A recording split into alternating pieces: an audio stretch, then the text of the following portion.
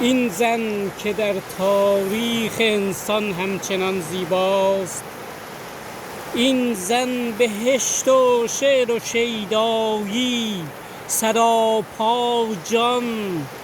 تاریخ انسان همچنان دیوانه خواهد ماند، آینه ها رقصان برای ماه بالا جان.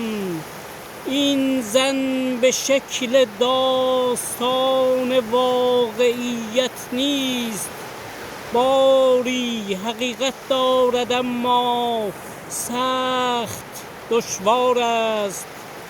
با جامی از عشق تمام روزگاران من، با جامی از شور و جنون و درد و حالا جان. وقتی که جام عشق هم تکفیر می گردد، با شوق و رقص و کام جانم را پذیرا باش. در مقدم دیوانگی آتش به تن دارم، سور قمارت را بپا کن. آمدم با جان، جان من اما همچنان ویرانه میماند. این زن خیابان در خیابان بهت و ویرانی است، آتش به جام عاشقان شهر میریزد. لطفاً پذیرا باش جانم را مسیحا جان. این زن به شکل ناب حس دوستت دارم آنقدر بسیار است که باید به جا آورد. این زن برای یک جهان دیوانگی کافی است.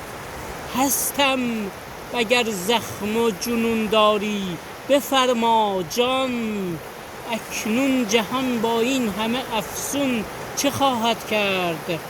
وقتی که اندوهش جهان را می هراساند، این گونه زیبایی یقیناً خشم و طغیان است. قطعاً تماشایی است رقص زخمها با جان. ای خانت آباد این ویرانه را دریاب.